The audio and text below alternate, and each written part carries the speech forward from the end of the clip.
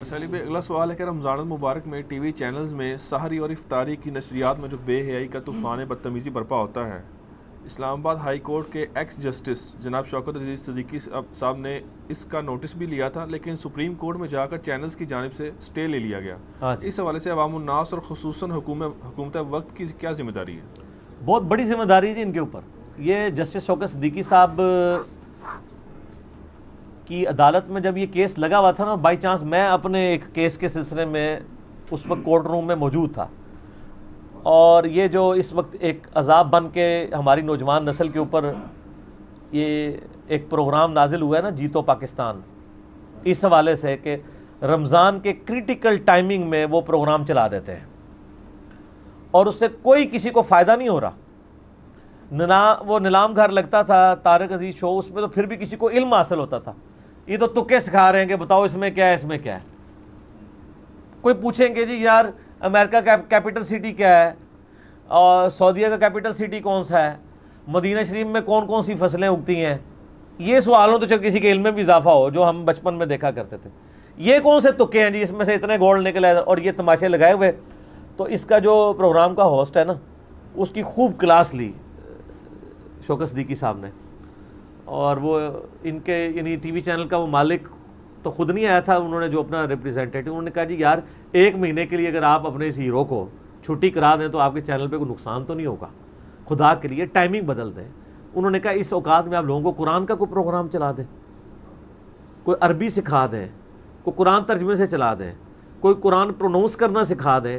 یہ پروگرام آپ سحری اور افطاری میں چلائے ہیں۔ آپ نے کن لوگوں کو لا کے بٹھا دیا ہوا ہے سحری افطاری میں؟ یعنی قوم کا جو ایک دین کے نام کے اوپر آپ مورل ویلیوز ان کی گرا رہے ہیں۔ ویسے تو آپ گرا ہی رہے تھے، جہاں پہ موقع تھا کہ دین سکھاتے وہاں بھی آپ نے ان لوگوں کو گھسیٹ دیا، سارے ایکٹر آگے لا کے بیٹھ دیے، اور پھر وہ جہاں علماء بھی جو بیٹھے ہوئے ہیں نا، وہ بھی مسلط پسند ہوئے ہیں۔ کسی عالم کی جرت ہے کہ وہ عورت کو کہ مطلب تم ادھر بے پردہ کیوں بیٹھی ہوئی ہو؟ نہیں کہہ سکتا۔ وہ ایگری کرتا ہے تو وہاں پہنچتا ہے نا، ورنہ یہ کہ جی آپ مردوں کو بلائیں یا عورتوں کے پروگرام میں عورتیں آئیں، ہمارے کام ہے جناب اڑیاں اٹھا کے پہنچتے ہیں، اور پھر آپ ذرا ان کو باتیں کرتے ہوئے دیکھیں جو مجھے کبھی ایک یعنی یہ ٹکٹکی باندھ کے جواب دے رہے ہوتے ہیں سامنے بیٹھ کے، اور آپ وہ کہہ رہے ہوتے ہیں نظروں کی حفاظت کریں۔ تو پھر ان کی باتوں کا کیا اثرات ہونے ہیں؟ کس نے نظروں کی حفاظت کرنی ہے؟ تو یہ ساری کی ساری باتیں مطلب اس طریقے سے دل دکھتا ہے۔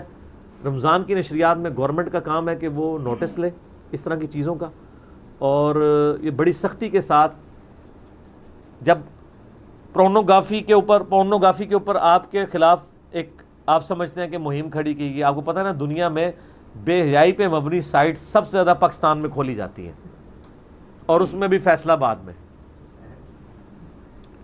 جب یہ رپورٹ آئی نا تو ہمارے ٹی وی اینکرز چڑھ دوڑے جی یہ اسلامی تشخص کو نقصان پہنچایا جا رہا ہے اس طرح کی رپورٹوں سے، بجائے یہ کہ آپ اپنی عوام کو سمجھائیں۔ ان کو نہیں پتا کہ پاکستان میں کیا ہو رہا ہے۔ نیٹ کیفوں میں عام لوگ اب تو نیٹ کیفے بھی ختم ہو گئے ہیں، اب تو بالکل ہی مسئلہ خراب ہو چکا ہے، ہر بندے کے ہاتھ میں ہو گیا۔ نیٹ کیفے میں آپ کو گدا گاڑی چلانے والے، رکشوں والے، جن کو انگلش ٹائپ بھی نہیں کرنی آتی، وہ جا کے نیٹ کیفے میں کون سی ای میلز کر کے یا گوگل میں کوئی چیز سرچ کر رہے ہوتے تھے، اور پھر وہ کیبن بند بنائے ہوئے ہوتے تھے وہ ساری اس طرح کی بے حیائی کی سائٹس کھولنے کے لیے، اور پھر آپ کہتے ہیں اسلامی تشخص کو نقصان پہنچا ہے۔ نقصان آپ خود پہنچاتے ہیں، اور جب کوئی ہائی لائٹ کرتا ہے تو آپ کہتے ہیں پاکستان کے خلاف، اسلام کے خلاف سازش ہے۔ سازش تو آپ خود کر رہے ہیں۔ تو یہ گورنمنٹ کا کام ہے کہ وہ ان چیزوں کا نوٹس لے، اور عدالتوں کی بھی ذمہ داری ہے کہ وہ مطلب بڑے لوگوں کو دیکھ کے تو اپنے ڈیسیژن کے معاملے میں اس طریقے سے معاملات کو نہ لے کے چلیں۔ اگر عدالتیں کمزوری دکھا دیں گی تو پھر پیچھے گورنمنٹوں نے کیا معاملات کو لے کے چلنا ہے؟ گورنمنٹ کے پاس تو سب سے بڑا کندہ ہی عدالت کا ہوتا ہے۔ اگر یہ عدالتیں نہ ہوتی تو یہ بسنت کے اوپر جو ہر سال تماشا ہو کے اتنے بچے کٹتے تھے، یہ رکنا تھا؟ گورنمنٹ نے تو اناؤنسمنٹ کر دی تھی ہم اس سال بسنت کروائیں گے، وہ تو پھر عدالتی فیصلہ تھا، اس کے حوالے سے پھر پروسیڈنگ ہوئی تو بیک فٹ پہ چلے گئے۔ اگر گورنمنٹ پہ ہوتا تو یہ چائنا سالٹ جس کا کروڑوں کا بزنس ہے لوگوں کا، یہ چائنا سالٹ کی شکل میں جو زہر آپ کو کھلا رہے تھے اجینو موٹو، اس پہ بندی لگنی تھی اگر سپریم کورٹ ڈیسیژن نہ لیتی۔